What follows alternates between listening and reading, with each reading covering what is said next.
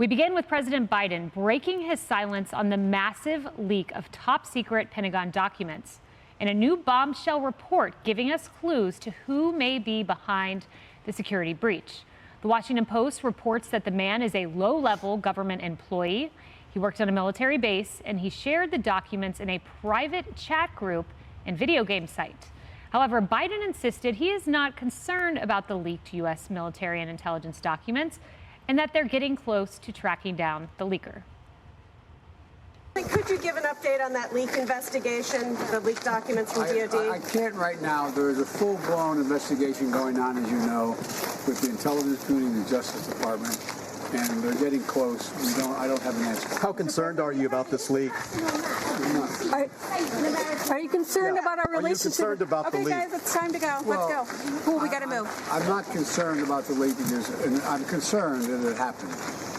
But there's nothing contemporaneous that I'm aware of that is of great consequence. Well, while the president appears to be brushing off the leak, it has undermined Ukraine's defense against Russia. It's damaged relations with allies. It's even exposed intelligence sources and further eroded trust. And it follows a string of what critics have blasted as major foreign policy failures. From the disastrously botched withdrawal in Afghanistan, we all watched that, to his failure to immediately disable the Chinese spy balloon, and the growing relationship between China's Xi and Vladimir Putin. Going back to this leak, Mark, I just want to highlight these details are really jarring if the Washington Post reporting turns out to be the case. They say this. So there's this video chat. There's this man who appears to be in his 20s, we're told, named OG, who's the head of this video chat. So OG claimed he spent at least some of his day inside a secure facility that prohibited cell phones and other electronic devices, which could be used to document the secret information housed on government computer networks or spooling out from printers. Okay, we all know that those exist. But this goes on to say OG told the group he toiled for hours writing up the classified documents to share with his companions in the Discord server he controlled. The gathering spot had been a pandemic refuge, particularly for teen gamers locked in their houses and cut off from their real-world friends. It just befuddles me that someone could be in a facility pinning these documents down, taking pictures apparently on what appeared to be a bed. It begs the question, is our intelligence information secure? How did this guy get a clearance? I mean, this is amazing. And if you think about this, he's obviously not Edward Snowden, which was ideologically driven. He's a guy, he was trying to look cool in front of his gamer friends, it seems like, if this story is correct. But the leak is as damaging, if not more damaging, than Edward Snowden. I mean, this has exposed our spying on allies. This has exposed how deeply we had penetrated the Russian Ministry of Defense and the Wagner Group. This has exposed all sorts of, and it's exposing human sources. So, because and intelligence sources and methods. So, at this time, because of this guy, there are people probably in hiding or in fear of their lives because if you have the information, if you have the intelligence, the Russians know who had it, and so therefore they can go back and look and see who could have given it to us. So the good news is we had done a pretty good job of penetrating Russia, but the bad news is those sources might be burned. It's scary to think about. Harris, on March 4th, these documents moved from one server, this more secure one, if you will, smaller one, I'll say, to a broader server where thousands of people on this Discord server had access to the documents. But for a month, our intelligence community didn't know about this. Look, we still don't know what they don't know. We don't know if they can give some of those people a peaceful sleep of night and say, you know what, this is it. Yeah. There could be add-ons to what's already out there, which puts people in further danger because it's more information about the same lane of assets. Or there could be some completely different stuff that opens this up. I thought this was really interesting from the Washington Post reporting. The OG did not and I think that's so funny that they call him that, did not intend to be a whistleblower. However, the secret documents were leaked on February 28th by another teenager user from the group. And then spread throughout the internet. So by March 4th, they were everywhere, as you were talking about. Thug Shaker Central was the name of this group. And he was the OG, because we all know, I guess I'm the OG of the couch. But the old gangster, right? A lot of these guys were so young that they had, this one source had to get parental permission to talk to the Washington Post. Right. Right? And some were Russian and Ukrainian citizens, and the source is defending OG. by saying, look, you know, he wasn't trying to sway anybody toward another country. He didn't have anything bad in his heart against the United States. They never were in the same room. These people didn't know each other. How does he know? He gave some good information, as Kayleigh said, wisely, if it turns out to be true. We don't know what his intentions are. He may just be an idiot.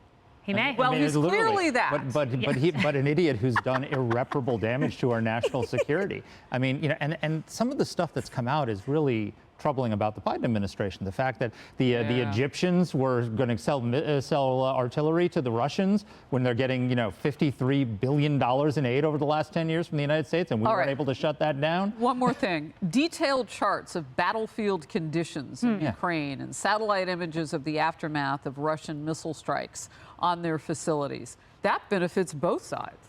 Yeah, that's where. I mean, that furthers a war. Yeah. He may not have intended to do it. To think battle maps, as you're saying, was disseminated to this group, 25 users, Kara, in that initial group, half of them were foreigners, were not United States citizens. So this is being disseminated to foreign governments without our own government knowing it's happening. Very serious. But here's what the president said about how serious this was, and compare it to, on the backside, what Kirby said. He seems to be taking it a little more seriously than the president. Watch. How concerned are you about this leak? I'm not concerned about the leak because I'm concerned that it happened. But there's nothing contemporaneous that I'm aware of that is of great consequence. We don't know what's out there, James. We don't know who's responsible for this, and we don't know if they have more that they intend to post. So we're watching this and monitoring it as best we can. But the truth and the honest answer to your question is we don't know. And is that a matter of concern to us? You're darn right it is. Kara, an AP report highlighting their closing in, they believe, or narrowing, I should say, who this leaker is. But they go on to say the Pentagon spokesperson called this a very serious risk to national security, Justice Department as well. So the president, I mean, what's he doing? First off, I'm glad Kirby is taking this more seriously than he apparently was taking the withdrawal in Afghanistan, where he said, I don't see the chaos.